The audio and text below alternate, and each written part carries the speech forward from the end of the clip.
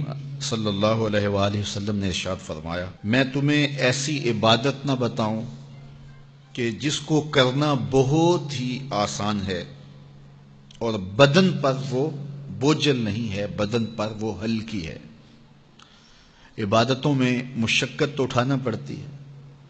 آپ نماز پڑھنا چاہیں گے تو آپ کو وضو کرنا پڑے گا ٹھنڈے پانی سے، چل کے مسجد جانا پڑے گا، رکوع و سجود ہوں گے۔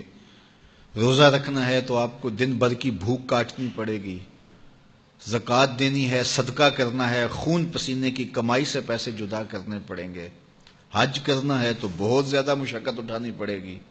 جتنے بھی اعمال ہیں خیر کے، اچھائی کے، ان میں بہت زیادہ مشقت اٹھانا پڑتی ہے۔ یہ طالب علم یہاں پڑھ رہے ہیں، 8 سال کا چلہ کاٹ رہے ہیں، معلمین پڑھا رہے ہیں، صبح تہجد سے اٹھتے ہیں اور شام تک ایک وظیفے میں لگے ہیں، علماء ہیں کام کر رہے ہیں، بہت سارے لوگ، کتنے مشقت والے کام ہیں، تب اللہ کی رضا جا کے نصیب ہوتی ہے۔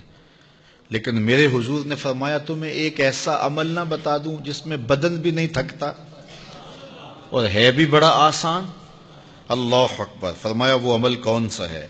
الصمت و حسن الخلق، خاموشی اور اچھے اخلاق۔ زیادہ بولنے سے بہتر ہے خاموش رہو، خاموشی میں نجات بھی ہے، ثواب بھی ہے۔ زیادہ بولنے والا جھوٹ بھی بول لیتا ہے، زیادہ بولنے والا گالی گلوچ اور سب و شتم پر بھی اتر آتا ہے، زیادہ بولنے والا کسی کی پگڑی بھی اچھال دیتا ہے، زیادہ بولنے والا غیبت بھی کر لیتا ہے، زیادہ بولنے والا ایسا مزاح کر لیتا ہے جس سے کسی کو تکلیف پہنچے۔ زیادہ بولنے والے سے بہت ساری غلطیاں ہو جاتی ہیں، جو تھوڑا بولے اس سے غلطیاں کم ہوتی ہیں، چونکہ انسان کے زیادہ گناہ جو ہے وہ اس کی زبان کی وجہ سے ہوتے ہیں۔ ایک روایت میں آتا ہے جب صبح ہوتی ہے سارے اعضائے بدنیاں زبان کے آگے ہاتھ جوڑتے ہیں، بی بی تو چپ رہنا، کیونکہ بولتی تو ہے اور مصیبت سارے اعضائے بدنیاں کو سہنا پڑتی ہے۔ تو یہ زبان جو ہے اس کی وجہ سے زیادہ گناہ ہوتے ہیں، یا زبان کی وجہ سے، یا انسان کی عصمت کا جوہر جب لٹتا ہے تو پھر اس کے پلے کچھ نہیں رہتا۔ اس لیے میرے حضور نے ارشاد فرمایا، جو تمہاری 2 ٹانگوں کے درمیان اور جو 2 جبڑوں کے درمیان زبان، ان دونوں کی مجھے تم ضمانت دے دو، میں محمد تمہیں جنت کی ضمانت دے دیتا ہوں۔ تو فرمایا کہ میں تمہیں ایسا عمل نہ بتا دوں کہ جو بہت ہی آسان ہے، اور وہ کیا ہے؟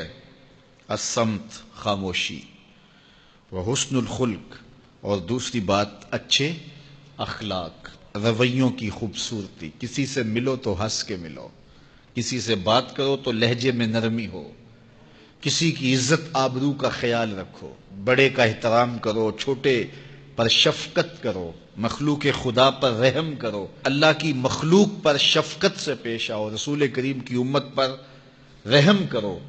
تو یہ ایسا عمل ہے جس پر کوئی مول بھی نہیں لگتا، قیمت بھی نہیں لگتی، بدن بھی نہیں تھکتا، لیکن نامہ اعمال نیکیوں سے بھر جاتا ہے۔ قیامت کے دن نامہ اعمال پر سب سے وزنی جو عمل ہوگا وہ حسن خلق ہوگا۔ حضور نے فرمایا کہ بیہودگی اور فحش کلام کرنا، یہ سب کچھ جو ہے، تو فرمایا یہ اسلام میں سے نہیں ہے، اور بہترین اسلام وہ ہے جس میں خلق اچھے ہوں۔ حضور نے ارشاد فرمایا کہ جو حسن خلق ہے یہ گناہوں کو اس طرح مٹا دیتا ہے جس طرح جو مصفہ پانی ہوتا ہے، اچھا پانی ہوتا ہے، وہ بدن سے میل کچیل اتار دیتا ہے، اور جو برے اخلاق ہیں وہ عمل کو اس طرح فاسد اور ضائع کر دیتے ہیں جس طرح شہد کے اندر سرکہ ڈال دیا جائے تو شہد صحیح نہیں رہتا۔